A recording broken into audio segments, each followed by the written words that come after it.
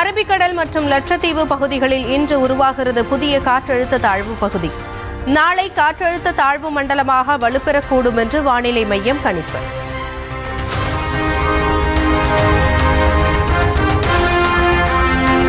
அரபிக்கடலில் உருவாகும் காற்றழுத்த தாழ்வு காரணமாக தமிழ்நாட்டில் இன்று 9 மாவட்டங்களில் கனமழை பெய்ய வாய்ப்பு. நீலகிரி, கோயம்புத்தூர், திருப்பூர், தேனி, திண்டுக்கல், ஈரோடு, சேலம், நாமக்கல் மற்றும் கரூரில் கனமழை பெய்யக்கூடும். தென்காசி, தூத்துக்குடி, விருதுநகர், ராமநாதபுரம் உள்ளிட்ட தென் மாவட்டங்களில் இரவு வெளுத்து வாங்கிய கனமழை.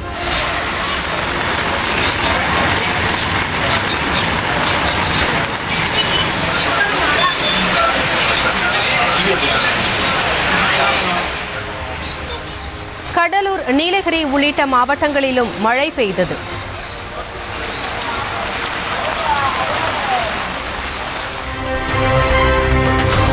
சென்னையின் பல்வேறு இடங்களில் இரவு விட்டுவிட்டு பெய்த மழை. புறநகர் பகுதிகளிலும் இடி மின்னலுடன் மழை பெய்ததால் குளிர்ச்சியான சூழல்.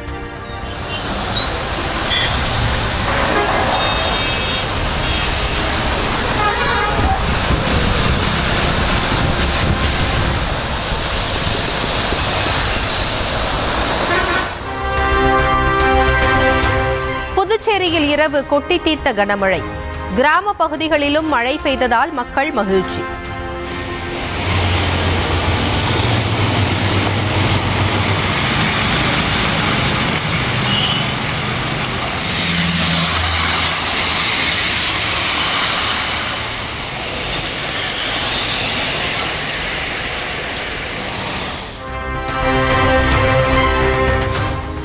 சுற்றுவட்டார பகுதிகளில் கொட்டி தீர்த்த கனமழை.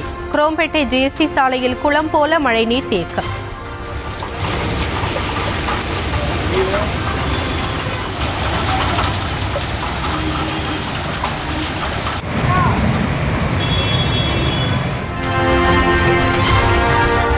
தொடர் கனமழை காரணமாக குற்றால அருவிகளில் காட்டாற்று வெள்ளம்.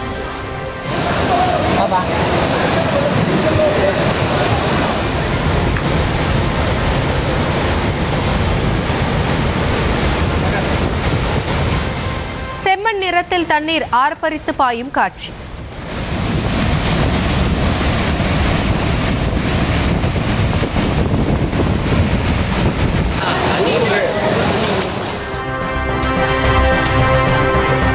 தீபாவளி பண்டிகைக்கு மறுநாள் அரசு விடுமுறை விடப்படுவதாக தமிழ்நாடு அரசு அறிவிப்பு.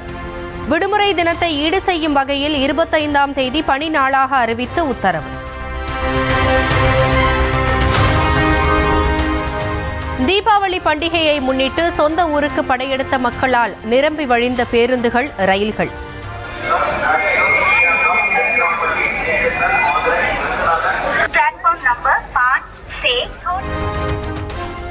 முன்பதிவு இல்லாத ரயில் பெட்டிகளில் தொங்கியபடி ஆபத்தான முறையில் பயணம்.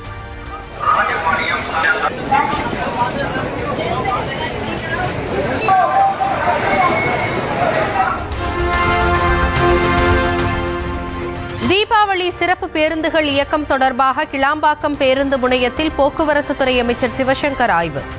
மக்கள் சிரமமின்றி பயணிக்க தேவையான அளவிற்கு போக்குவரத்து வசதிகள் செய்து கொடுக்கப்பட்டுள்ளதாக பேட்டி.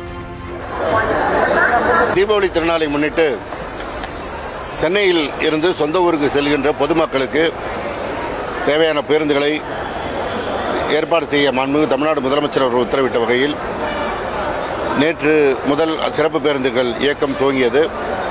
வழக்கமாக ஒவ்வொரு நாளும் இயங்குகின்ற 2092 பேருந்துகளோடு நேற்றைக்கு 760 கூடுதல் பேருந்துகள் இயக்கப்பட்டது.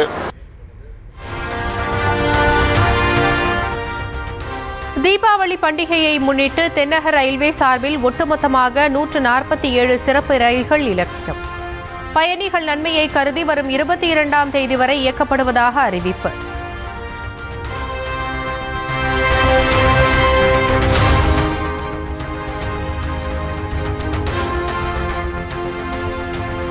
சொந்த ஊர்களுக்கு வாகனங்களில் படையெடுத்த மக்களால் சென்னையின் முக்கிய இடங்களில் ஸ்தம்பித்த போக்குவரத்து.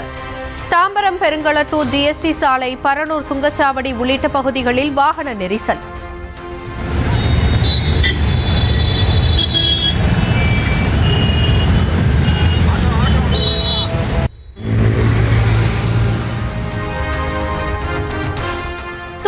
நகரில் இரவிலும் களை கட்டிய தீபாவளி ஷாப்பிங். கடைவீதிகளில் மக்கள் வெள்ளம் போல் திரண்டதன் கழுகு பார்வை காட்சி.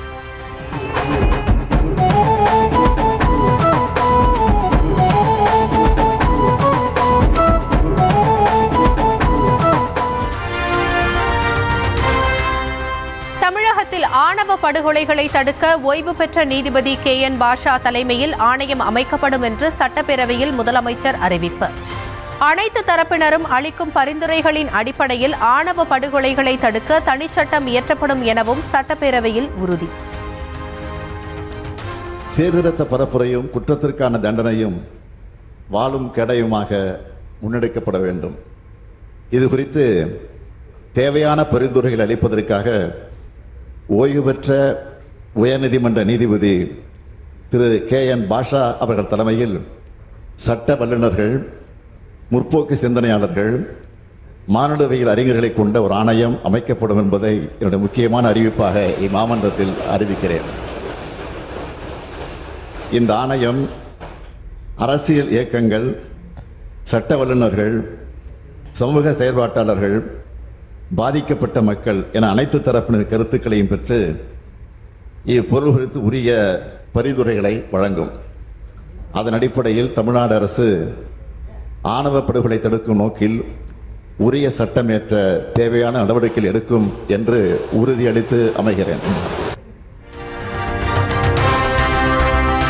திமுக ஆட்சி என்பது உருட்டுக்கடை அல்வா என்று EPS விமர்சனம். பேட்டியின் போது உருட்டுக்கடை அல்வா பாக்கெட்டுகள் விநியோகம். உருட்டுக்கடை அல்வா இந்த அரசாங்கத்தில் இப்படிப்பட்ட அல்வா தான் கிடைக்கும். 2021ஆம் ஆண்டு இன்றைய முதலமைச்சருக்கு எதிர்க்கட்சி தலைவராக இருக்கின்ற பொழுது சுமார் 525 அறிவிப்புகள் வெளியிட்டார். 10% அறிவிப்பு கூட நிறைவேற்றவில்லை. எல்லாத்துக்கும் அல்வா கொடுத்துட்டாரு. இப்போ இந்த உருட்டுக்கடை அல்வா நீங்கள் பிரித்து படித்து பாருங்க, எப்படி டேஸ்டாக இருக்குதா எப்படி பார்த்து சொல்லுங்க.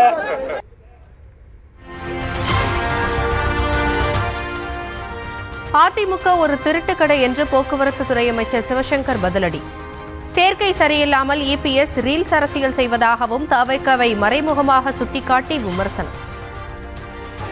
சட்டமன்ற அரசியல், மக்கள் மன்ற அரசியலை தாண்டி இப்போ கடைசியாக இன்ஸ்டாகிராமுக்கும் ரீல்ஸுக்கும் அரசியல் செய்ய வேண்டிய சூழ்நிலைக்கு தள்ளப்பட்டு விட்டார் என்பதுதான் பாவமாக இருக்கிறது. ஒரு அல்வா பாக்கெட்டை வைத்து கொண்டு அதை வைத்து கதை விட்டிருக்கிறார். உருட்டுக்கடை அல்வா என்றெல்லாம். அவர்தான் இன்றைக்கு திருட்டுக்கடை பழனிசாமியாக இருக்கிறார். இந்த இன்ஸ்டாகிராம் ரீல்ஸ் அரசியல் அவர் ஏன் வந்ததுன்னா சேருவார் தோஷம். இப்போ அவர் யார் கூட சேர்ந்திருக்கிறாருங்கிறது எல்லோருக்கும் தெரியும். தனது ஆதரவு MLA-க்களுடன் பாமக தலைவர் அன்புமணி அவசர ஆலோசனை. சட்டமன்றத்தில் பேச சபாநாயகர் அனுமதி மறுக்கும் விவகாரத்தை சட்ட ரீதியாக அணுக முடிவு.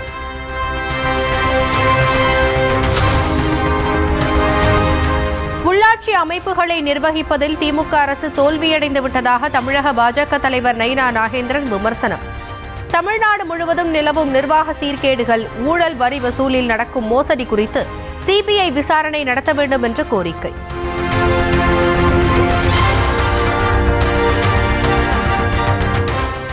வரும் சட்டமன்ற தேர்தலில் துரோகிகளுக்கு அமமுக பாடம் புகட்டும் என்று டிடிவி தினகரன் உறுதி.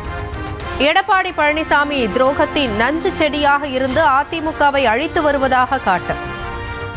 துரோகம் என்கிற நச்சு செடி பழனிசாமி புரட்சி தலைவர் ஆரம்பித்த இயக்கத்தை குழி தோண்டி புதைத்து விட்டு இன்றைக்கு தானே தனக்கு அந்த 2000 பொதுக்குழு உறுப்பினர்களையும் மாவட்ட செயலாளர்களையும் ஆட்சி அதிகாரத்தின் பலாபலன்களை காட்டி கையில் வைத்திருப்பவர் இரட்டை இலை புரட்சி தலைவர் கண்டெடுத்த வெற்றி சின்னத்தை கையிலே வைத்துக் கொண்டு ஒரு விஷச்செடியாக அந்த இயக்கத்தை அழித்துக் கொண்டிருக்கிற பழனிசாமி மடல் எழுதுவது உண்மையிலேயே சிரிப்புதான் வருகிறது.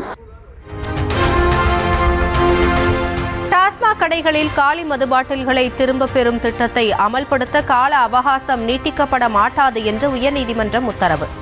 நவம்பர் 30ஆம் தேதிக்குள் மாநிலம் முழுவதும் திட்டத்தை அமல்படுத்த வேண்டும் எனவும் ஆணை.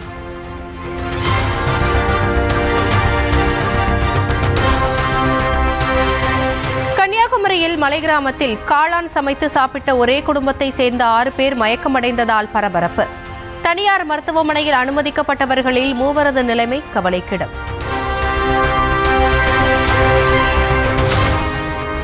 மாவட்டம் ராதாபுரம் அருகே மின்சாரம் தாக்கி தந்தை மகன் உயிரிழப்பு. சுப நிகழ்ச்சிக்கு பந்தல் அமைக்கும் பணியின் போது பரிதாபம்.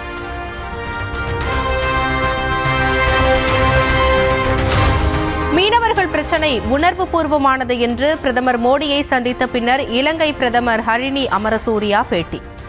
தீர்வு காணும் வரை இந்தியா இலங்கை இடையே பேச்சுவார்த்தை தொடரும் என்று அறிவிப்பு. Yes. What was discussed about that? Well, that is an ongoing issue and something that needs to be discussed. We need to protect the livelihoods of our fishermen as well, but we understand that that's a sensitive issue and we will continue to talk about it. My last question. நக்சலைட்டுகளின் ஆதிக்கமில்லாத இந்தியாவை உருவாக்குவோம் என்று பிரதமர் மோடி உறுதி. பயங்கரவாத தாக்குதல்களை பொறுமையாக தாங்கிக் கொள்ளாமல் இந்தியா பதிலடி கொடுத்ததாக பெருமிதம். आत्मनिर्भर भारत आत्मविश्वास से भरा हुआ भारत है. अब भारत आतंकी हमलों के बाद चुप नहीं बैठता है.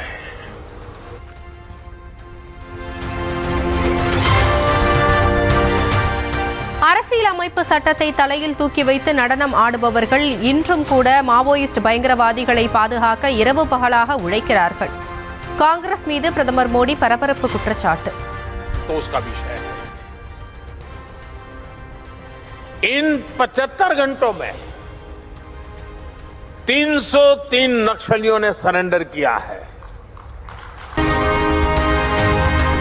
பிரதமர் மோடியை விமர்சித்து அமெரிக்க பாடகியிடம் வாங்கி கட்டிக் கொண்டார் மக்களவை எதிர்க்கட்சித் தலைவர் ராகுல் காந்தி. அமெரிக்க அதிபர் டிரம்பை பார்த்து பிரதமர் மோடி பயப்படுகிறார் என்று ராகுல் சொல்வது மிகவும் தவறு என்று மேரி மில்பன் கண்டனம்.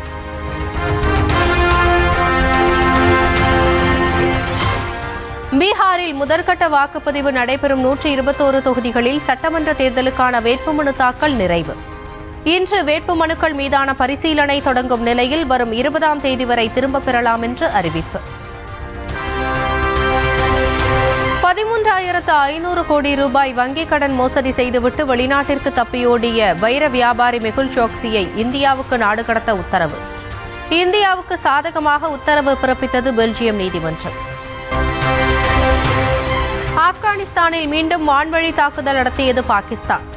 சண்டை நிறுத்த ஒப்பந்தத்தை மீறி தாக்குதல் நடத்திய பாகிஸ்தானுக்கு பதிலடி கொடுக்கப்படும் என்று தலிபான் எச்சரிக்கை. அடுத்த 2 வாரங்களில் சீன அதிபர் ஷி ஜின்பிங்கை சந்திக்க இருப்பதாக அமெரிக்க அதிபர் டொனால்ட் ட்ரம்ப் அறிவிப்பு. இரு நாடுகளுக்கும் இடையே வர்த்தக போர் பதற்றம் அதிகரித்துள்ள சூழலில் 100% வரி விதிப்பு நிலையானது அல்ல எனவும் தகவல்.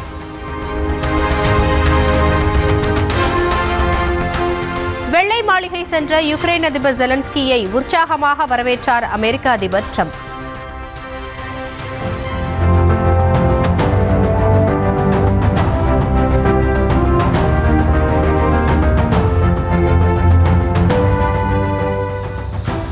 ரஷ்யாவின் உள்பகுதிகளை தாக்கும் திறன் கொண்ட டோமாஹாக் ஏவுகணைகளை வழங்குமாறு அமெரிக்காவிடம் யுக்ரைன் கோரிக்கை.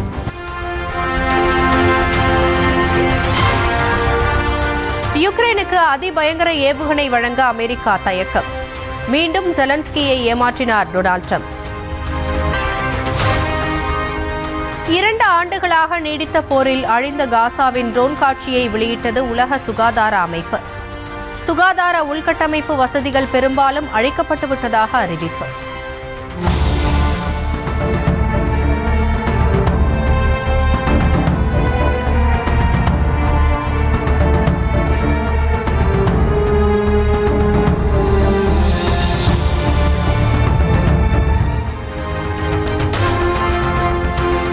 சட்டவிரோத குடியேறிகளை வெளியேற்றும் நடவடிக்கைகளுக்கு எதிராக அமெரிக்க குடியேற்ற மற்றும் சுங்கத்துறை அலுவலக வாயிலில் ஆர்ப்பாட்டம்.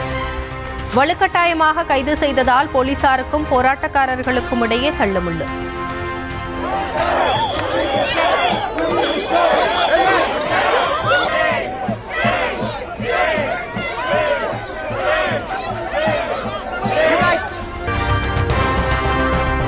மகளிர் ஒருநாள் உலகக்கோப்பை லீக் ஆட்டத்தில் இலங்கையை வீழ்த்தி தென்னாப்பிரிக்க அணி அபார வெற்றி.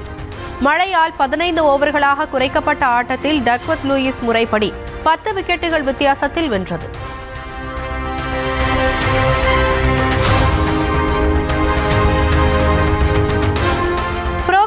லீக்கில் தொடர் தோல்விகளால் தடுமாறும் தமிழ் தலைவாஸ் அணி. டெல்லிக்கு எதிரான ஆட்டத்தில் 31க்கு 37 என்ற புள்ளி கணக்கில் தோல்வி. ஐப்பசி மாத பூஜைகளுக்காக சபரிமலை ஐயப்பன் கோவில் நடை திறப்பு.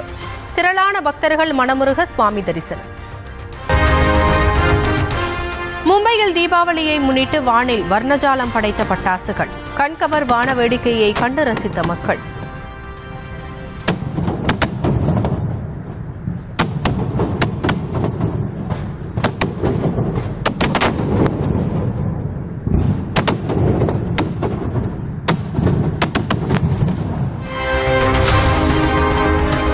உத்தரப்பிரதேசத்தில் தீபாவளியை முன்னிட்டு கண்கவர் வான வேடிக்கை.